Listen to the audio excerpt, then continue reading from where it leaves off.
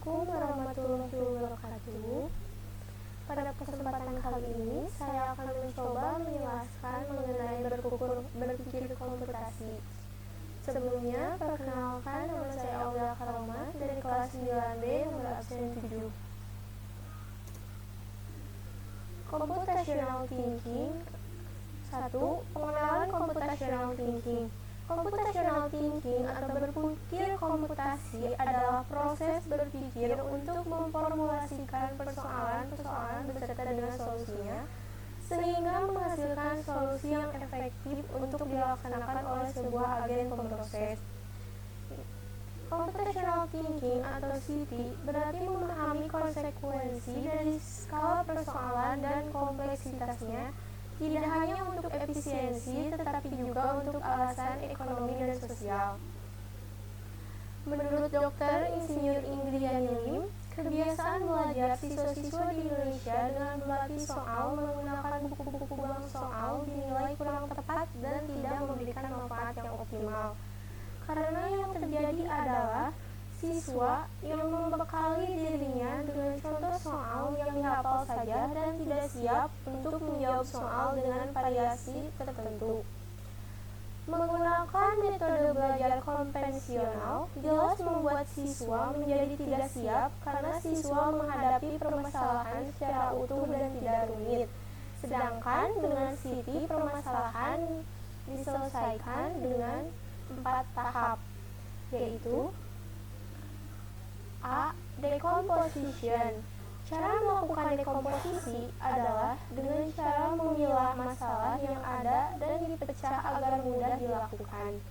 Misalnya pada bidang matematika, nilai 367 didapatkan dari 3 kali 100 ditambah 6 kali 10 ditambah 7 kali 1.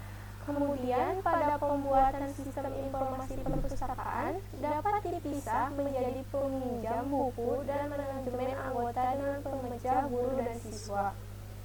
2. Pattern recognition. Mencari kesamaan bentuk atau pola antara dan dalam masalah. Pattern recognition atau pengenalan pola dengan melihat adanya persamaan yang memungkinkan untuk melakukan prediksi, membuat aturan khusus, dan memudahkan memecahkan masalah dengan pola yang hampir sama. Contohnya adalah kita dapat mengenali wajah teman yang berada di sekumpulan banyak orang. Hal ini karena kita mampu mengenal pola dari wajah teman tersebut. C. Abstraction. Abstraksi merupakan kemampuan untuk memilah informasi yang kompleks menjadi sederhana. Abstraksi dilakukan untuk menyaring hal-hal yang kita lakukan. Penyaringan tersebut juga dilakukan dari rincian yang spesifik, lalu kita membuat representasi dari apa yang kita selesaikan. Contohnya, 1. Menggunakan P-chart untuk abstraksi atau pemisahan persentase jumlah siswa laki-laki dan perempuan. 2. Lokasi suatu posisi di bumi dapat ditentukan dari koordinat longitude dan latitude. 3. Membuat jadwal harian dengan hanya menulis agenda yang harus dilakukan tanpa menulis detail-detail yang panjang agar lebih simpel dan teratur. 4. Untuk mengetahui seekor anjing, kita tidak perlu mengetahui berat badan, tinggi badan, dan DNA. Hanya perlu melihat hewan tersebut berkaki 4, memiliki ekor, dan menggonggong. D. Algoritma. Mengembangkan solusi langkah demi langkah atau step by step terhadap permasalahan yang dihadapi atau peraturan yang harus diikuti untuk memecahkan masalah. Contohnya adalah urutan memasak nasi. Agar dapat memasak nasi, kita harus mengetahui bagaimana langkah-langkahnya sebelum benar-benar mempraktekkan memasak nasi. Berpikir komputasi memiliki beberapa karakteristik atau sifat yang harus dimiliki oleh siswa agar mampu menghadapi revolusi industri yang semakin lama semakin maju. Tantangan-tantangan yang dihadapi juga semakin rumit. Berikut beberapa karakteristik berpikir komputasi. A. Memberikan pemecahan masalah menggunakan komputer atau perangkat digital lain. B. Mengorganisasi dan menganalisis data. C. Melakukan representasi data melalui abstraksi dengan suatu model atau simulasi. D. Melakukan otomatisasi solusi melalui cara berpikir algoritma atau sekumpulan langkah terurut. E. Melakukan identifikasi, analisis, dan implementasi solusi dengan berbagai kombinasi langkah atau cara dan sumber daya yang efisien dan efektif. Dengan karakteristik berpikir komputasi seperti yang kita telah jelaskan, akan mendapatkan beberapa keuntungan sebagai berikut. A. Percaya diri dalam berhadapan kompleksitas masalah yang lebih besar dan lebih sulit. B. Toleransi terhadap ambiguitas. Ambiguitas yang dimaksud adalah adanya ketidaksamaan informasi baik dalam kata, gambar, maupun media lain. C. Mampu berhubungan dengan masalah yang open-ended atau permasalahan yang memiliki banyak jawaban yang benar. D. Mampu berkomunikasi dan bekerja sama untuk mencapai tujuan yang sama. 2. Penyelesaian permasalahan komputasi. Berikut merupakan salah satu contoh soal berpikir komputasi, yaitu jembatan Honomokato. Kepulauan Honomokato terdiri dari 5 pulau yang indah, yaitu Ho, No, Ma, Ka, dan To. Pulau terbesar yaitu Ho yang terhubung dengan daratan atau pulau utama oleh sebuah jembatan besar terbuat dari besi yang kokoh. Selain itu, terdapat jembatan-jembatan kayu yang menghubungkan Ho dengan No, Ho dengan Ka, Ka dengan Ma, dan Ka dengan To.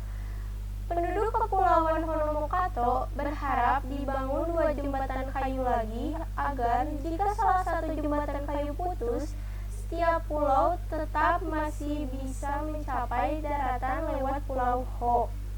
Karena jembatan dari Ho ke daratan tidak mungkin rusak. Tantangan: jembatan mana yang seharusnya dibangun? Pilihan A. Ho dengan No dan No dengan Ma. B. Ka dengan No dan No dengan Ma. C. Ho dengan To dan Ma dengan To. D. 2 jembatan saja tidak cukup. Jawaban yang benar adalah A.